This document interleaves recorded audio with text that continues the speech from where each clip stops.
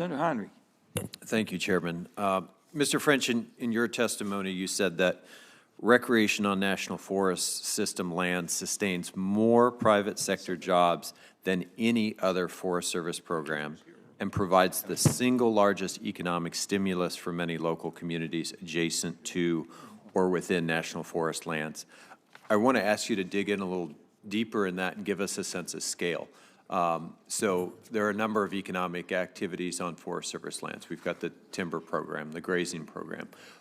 How do these things stack up against each other? What portion of the economic activity that that occurs on forest lands today is a result of the outdoor recreation economy? And how does it compare to other sectors? It dwarfs other sectors. Here's what I'll do is I can give to you, Senator, and for the whole committee, the breakdown we do every year on those financial impacts. We also, getting to Senator Manchin's earlier question, look at that every 5 years on every single national forest and what they produce. But by far, when you look at it as a comparison, the outdoor recreation and associated view is the largest single driver. And I don't have that percentage at my hand, but it dwarfs almost everything else. So I'm not surprised by that, having worked in the sector myself. But what I've always struggled with is the experience, that, at least that I had, and hopefully it's changing, that the Forest Service, and I'll just ask you the question, I guess, is does the Forest Service prioritize outdoor recreation and its economic impacts commensurate with the scale of the contribution to local economies?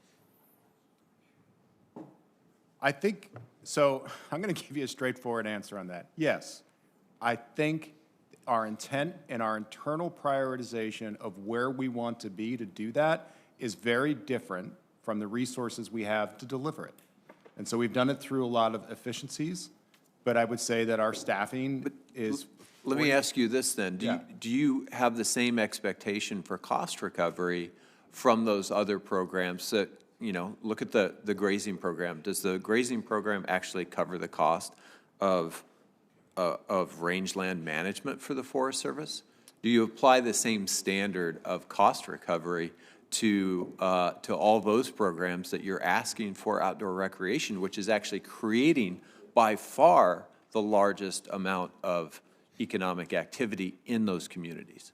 So, Senator, the answer there is that those fees that we charge for those various other programs, they are bounded by statute, and so they're not. So the answer would also be no. Yeah, the answer is no. Okay. If you look at, but that's not really within the discretion of the agency. No, I understand that, but my point is we are not operating on a level playing field. So you're asking much more because you have the flexibility to do so. You're asking much more of outdoor recreation in terms of cost recovery than you are of any of the other programs. So in some areas. I want to ask Ms. Turner, talk to me a little bit about permit reform. Why is this so important? Why is fixing permitting such a high priority for companies across the spectrum of this economic sector? About a decade, so I appreciate all of your work on this too and your team's work.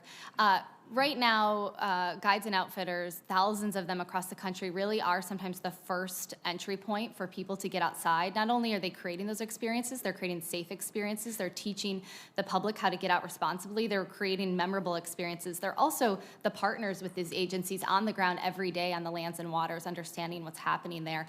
And permit reform helps streamline the process to, eliminate burdens on both the private sector and the public sector.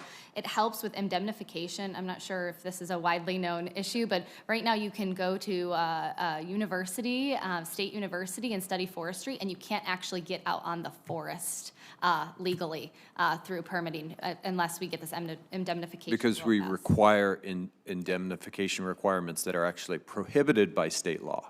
Correct. Yeah. It will create additional capacity. There's more users than ever, and they're more diverse and they're younger. And a lot of groups want to get out with, new affinity groups that just don't have, staff dedicated to creating a permit. And so we need to make it easier for everyone to access those. And I'd say, last but not least, we are seeing this evolving consumer where one day, you might be a kayak company, and the next day you realize you need to have stand-up paddle boards, and you need to go through an entirely new permit process just to add stand-up paddle boards to your kayak fleet. I mean, that is a very, very, I think, outdated system, and it's not keeping up with the businesses that need it. It's not keeping up, I think, with what the agencies need to do their jobs as well. Thank you.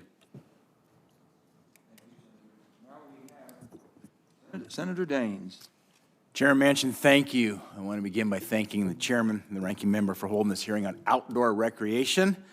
It's a topic of high importance for so many Montanans, including this Montanan sitting up here today. Outdoor recreation is truly a fundamental part of our Montana economy. In fact, a recent Department of Commerce report found that outdoor recreation accounts for over 4% of Montana's GDP.